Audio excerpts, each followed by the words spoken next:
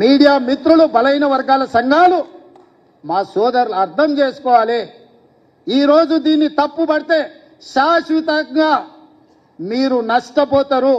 మిమ్మల్ని నష్టపరచాలి అని ఒక పక్కన మోడీ ఇంకొక పక్కన కేడీ ఇద్దరు ప్రయత్నం చేస్తున్నారు. ఈ లెక్క పక్కాగా తేలితే రేపు ఢిల్లీలో రాహుల్ గాంధీ గారు ఈ లెక్క మొన్ననే పార్లమెంట్ లో బడ్జెట్ సమావేశాల సందర్భంగా నరేంద్ర మోడీని రాహుల్ గాంధీ గారు నిలదీశాడు.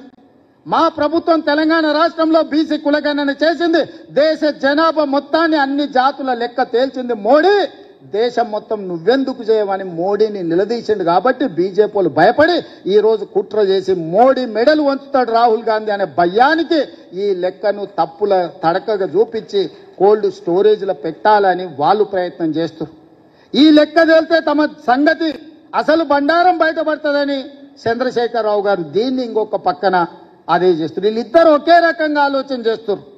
ఈడున్న వేదిక మీద ఉన్న మిత్రులకు కిందున్న వాళ్ళకు ఒక విషయం చెప్పాలి. మోడీ గారు నేను బీసీని అంటాడు. మోడీ గారు వాస్తవంగా బీసీ కాదయా, లీగల్లీ కన్వర్టెడ్ బీసీ. నేను చాలా జాగ్రత్తగా ఈ పదం వాడుతున్నా, లీగల్లీ కన్వర్టెడ్ బీసీ. 2001 వరకు ఆయన ముఖ్యమంత్రి కానంత వరకు ఆయన కులము గుజరాత్ రాష్ట్రంలో ఉన్నత వర్గాలలో ఉండే. ఆయన ముఖ్యమంత్రి అయినాక ఆ కులాన్ని తీసుకొచ్చి బీసీలో కలుపుకున్నాడయా చట్టం చేసి. ఆయన పుట్టుకతో బీసీ కాదు, నరేంద్ర మోడీ గారు పుట్టుకతో బీసీ కాదు, పుట్టుకతో ఉన్నత కులము. కానీ 2001లో ఆయన ముఖ్యమంత్రి అయిన తర్వాత ఆయన కులాన్ని తీసుకొచ్చి బీసీ కులాలలో కలిపి మీ దాంట్లో ఇత్తేసి పొత్తుగూడిండు. ఇక మీ ఇష్టం, ఆ పైన మీ ఇష్టం. ఆయన కుర్చీలో నేను బీసీని ఉన్నా కదా మీకు అందరికి ఎందుకు అంటుండు. ఆయన సర్టిఫికెట్ ఈరోజు బీసీ ఉండొచ్చు, కానీ మనస్తత్వం మాత్రము బీసీల వ్యతిరేక మనస్తత్వం. బీసీ ప్రధానమంత్రి అయితే 2021లో జనాభా లెక్కలు ఎందుకు చేయలేదు, జనాభా లెక్కలలో బీసీ కులాల లెక్కెందుకు తేల్చలేదు. ఇవాళ 2025లో బీసీ లెక్కలుగా మొత్తం జనాభా లెక్కలు కడతాం అంటుండు.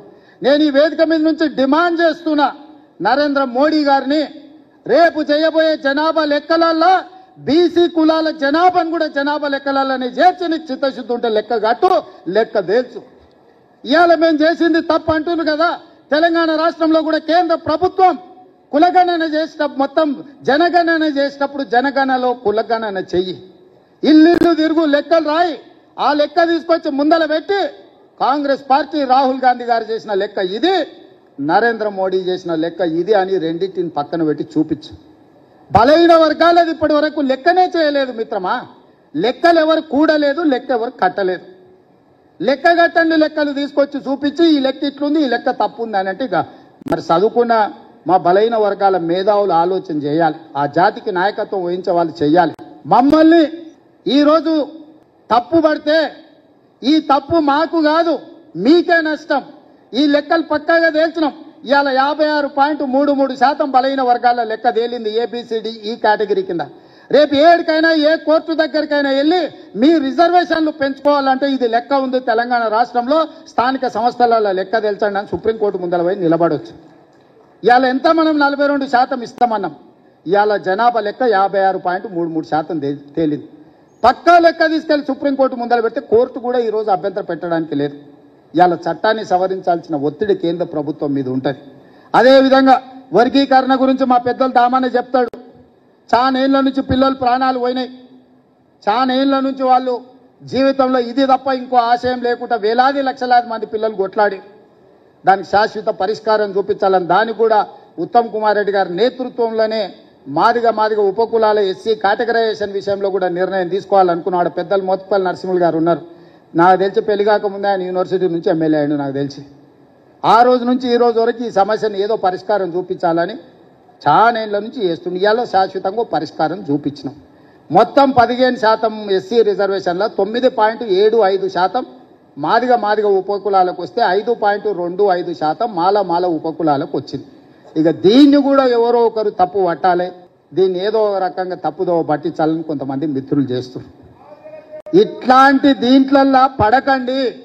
ఎందుకంటే ఏ రాష్ట్రం, ఏ ముఖ్యమంత్రి, ఏ పార్టీ చేయని సాహసోపేతమైన కార్యక్రమాన్ని మన ప్రభుత్వం చేసింది. నా మంత్రివర్గ సహచరులు, నా శాసన సభ్యులు అండగా నిలబడి మంత్రివర్గంలో ఆమోదించి శాసనసభలో దాన్ని తీర్మానం చేసి రేపు చట్టాన్ని చేయబోతున్నాము.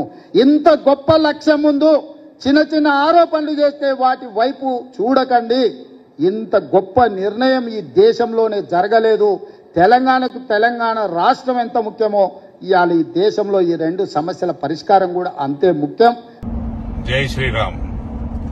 రేవంత్ కి తెలియక కాదు, కావాల్సుకునే హిందువుల్ని విడదీద్దామని కుల రాజకీయాలను ప్రతిరోజు ఎవడో ఒకటి మాట్లాడుతున్నారు. 94లో కాంగ్రెస్ గవర్నమెంట్ ఉన్నది గుజరాత్ లో, ఆ కులాన్ని బీసీలలో కలిపారు, మోదీ గారి కులాన్ని. 99లో దేశంలో బీసీలలో కలిపారు. 94లో కలిపినప్పుడు గుజరాత్ లో కాంగ్రెస్ గవర్నమెంట్, మోదీ గారు ఎలక్టోరల్ పాలిటిక్స్ లోనే లేడు. అప్పటికి 99లో కూడా లేడు ఆయన ఎలక్టోరల్ పాలిటిక్స్ లో. ఇవన్నీ రేవంత్ కు తెలియక కాదు, కావాల్సుకొని ఈ ఏదైతే కాస్ట్ సెన్సస్ అన్న ఒక సూలకోట్ల సర్వే చేసిండో అందులో కాస్ట్ సెన్సస్ పక్కకు పెట్టుర్రి, అసలు మొత్తం సెన్సస్ తప్పు. 1 కోటి మంది మైనర్లు 18 సంవత్సరాల లోపల ఉన్న వాళ్ళు గాయం ఉన్నారు ఈ రాష్ట్రంలో అని మొన్ననే రుజువు చేసిన. ఈ 1 కోటి మంది గాయం ఉన్నప్పుడు ఇంకెక్కడ సెన్సస్, దిక్కుమాల సెన్సస్ అయిపోయినాక ఇవన్నీ కూడా కావాల్సుకొని హిందువుల్ని విడదీద్దాము, ముస్లింలకి చెంచగిరి చేద్దాము, ఇటువంటి రాజకీయాలు చేసి మనకు భారతీయ జనతా పార్టీ వీక్ చేద్దామని. ఇటువంటి దొంగ రాజకీయాలకి భారతీయ జనతా పార్టీ శ్రేణులు, కార్యకర్తలు, నాయకులు ఎవ్వరు కూడా పడరు. ఈ ట్రాప్ లో పడొద్దు. అందరం ఒకటై మనము భరతమాతని గెలిపియాలా, ఈ దేశాన్ని, రాష్ట్రాన్ని హిందూ రాష్ట్ర స్థాపనలో చెయ్యాలి. ఇక్కడ ఒక్కటి మాత్రం తప్పకుండా గుర్తుపెట్టుకోండి, బటింగే తో కటింగే, ఏక్ హే తో సేఫ్ హే. Don't fall in the trap of Congress and TRS divide and rule policy. Bharat Mata की जय.